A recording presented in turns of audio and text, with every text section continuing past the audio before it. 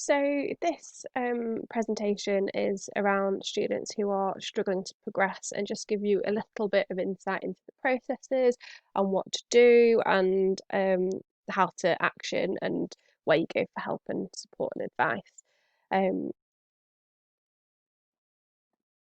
so how do you identify a struggling student? So they tend to be quite obvious. It tends to come from your gut. You tend to know if someone is struggling and maybe not meeting the expectations that you had of a student at that level. So, how do you determine if they are struggling or failing? So, always refer to the marking criteria. There's another screencast on how to interpret the marking criteria as well. So, do make sure you have a look at that screencast. Um, Always refer to the marking criteria, really use examples, have a look at where you think they definitely fall into and whether it's a risk of failure, so they're just about scraping through, but you're concerned that if they don't make significant improvements or progress, then they will end up dropping into the fail category. And so that's whether they're adequate or fail categories.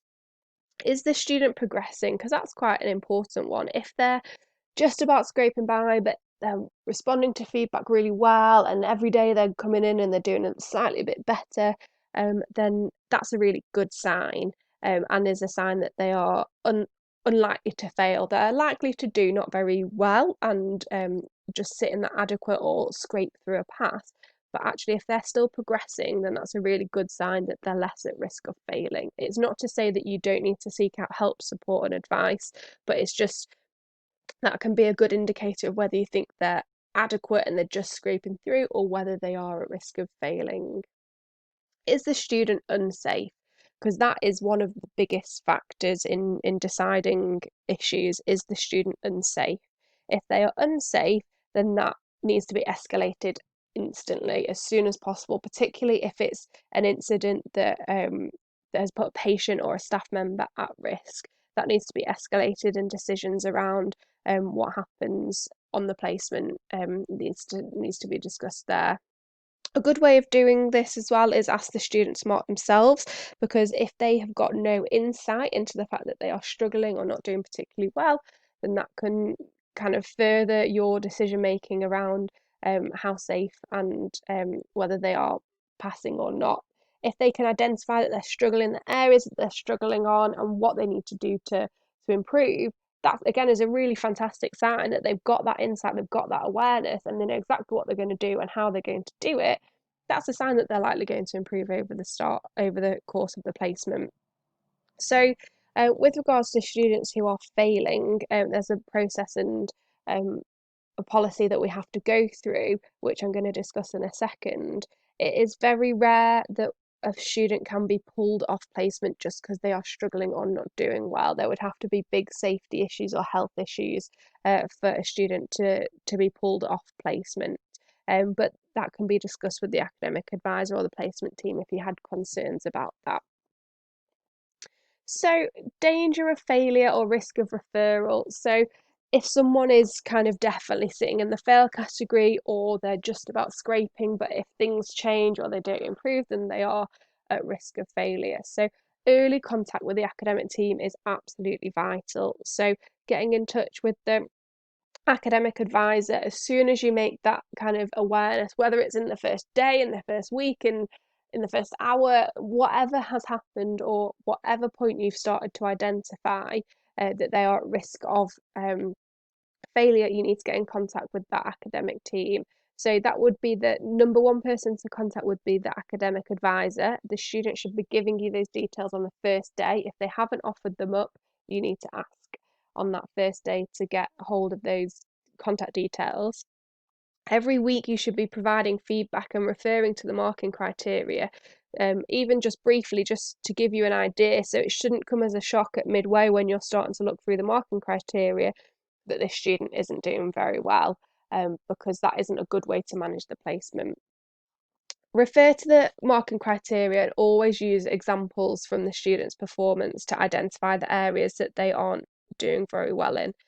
Having a look back at the providing good feedback screencast, make sure you don't always just focus on the things that they aren't doing well. Even if they're doing pretty poorly and they're really, really struggling, there'll still be a few things that they are doing that are good.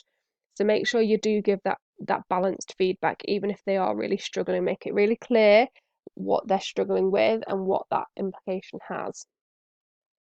What will then happen is a placement progress review form will be developed in conjunction with the university tutor, whether that's the academic advisor. If you're struggling to get hold of the academic advisor because they're in lectures or because they're on annual leave or because it's not their working day, you can get hold of the placement team. There will be at least one placement member in the university per day, and all our contact details are on the website.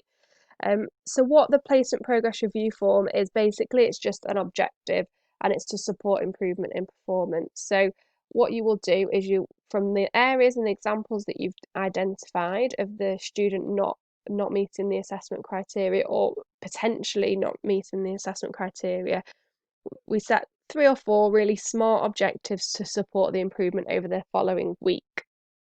And that helps provide ongoing constructive feedback. And a new placement progress review form will be discussed and provided each week for the student. If they are passing the placement progress review form, and then you would set new objectives and new objectives each week.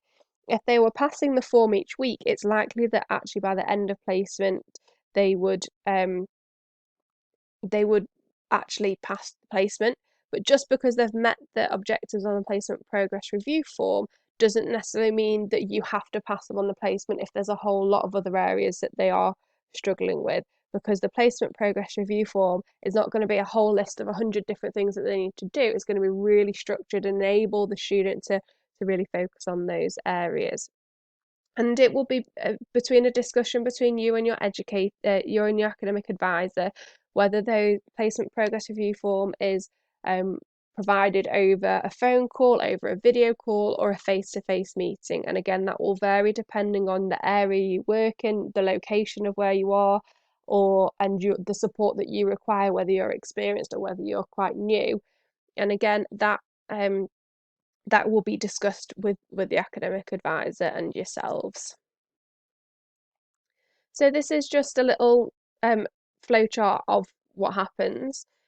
So stage 1 is a danger of failure incident. So that could be a safety issue during a patient intervention. It can just be that the student you've repeatedly gone over, say, a subjective assessment of a patient, and that is repeatedly not being done appropriately. And it could be any number of things. So you then report that incident to the tutor as soon as possible. Like I said, the first person to contact is the academic advisor.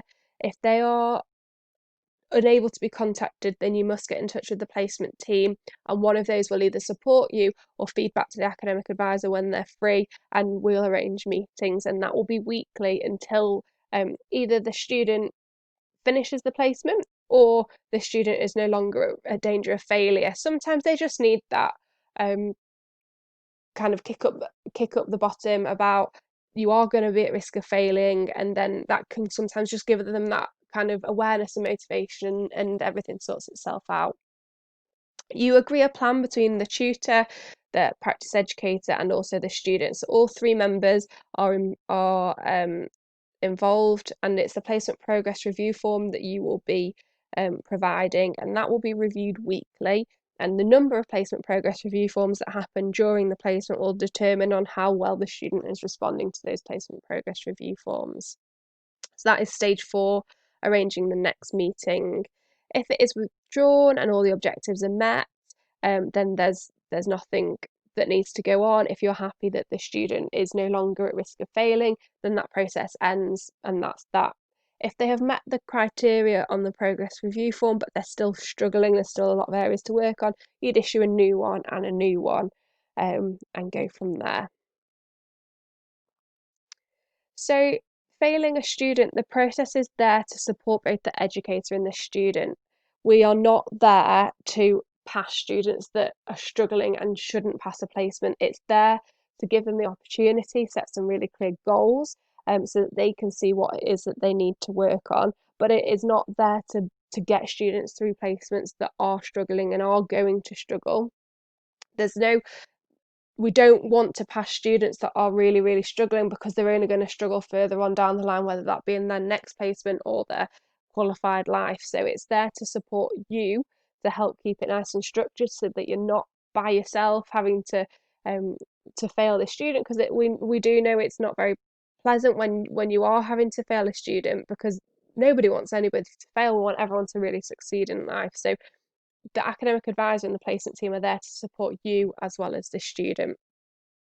Documentation and record is imperative, even if it's just a brief kind of outline of everything that's gone on. Obviously, the placement progress review form needs to be filled in completely, but just document of events and things. Again, students, as they can appeal examination processes, they can appeal placement marks, and if you've got the evidence there, then there is no appeal, is there? There's really clear evidence of different events that have happened, the opportunities that they've had, the feedback that they've been given. So if we've got all that, it's really easy to sort and show the evidence of why a certain mark has been provided. So if objectives still haven't been met despite the support from the clinical staff and the university staff, then that would be classed as a fail. So do mark the student. So even if you know that the student has failed because they've not met their placement progress review objectives, still mark the student in all 4 of the learning outcomes to start off with, and give a final mark. So with the placements now for the BSc, as long as they get above 40% overall, it's a pass, even if they've failed one of the learning outcomes. If they fail one of the learning outcomes, this triggers concern to the academic advisor, the course lead, and then potentially will trigger further conversations and reviews from fitness to practice panels, depending if this is a repeat occurrence or not. If they get below 40, then that is obviously a fail of the placement, and the placement has not been passed. For MSc students, because it is just a pass or fail, they have to pass every single area for the placement to be a pass. It's not an average of you've got 3 passes and 1 fail, so you've passed. They have to pass all of the categories. So a failure in one learning outcome for the MSc students would be a fail of the whole placement, just to make that clear for you. So I hope that presentation has cleared up for you around the processes of failing a student. So the key things to remember are: use the marking criteria, have really specific examples of what has or hasn't been done, and make sure that is linked to something that you have physically seen.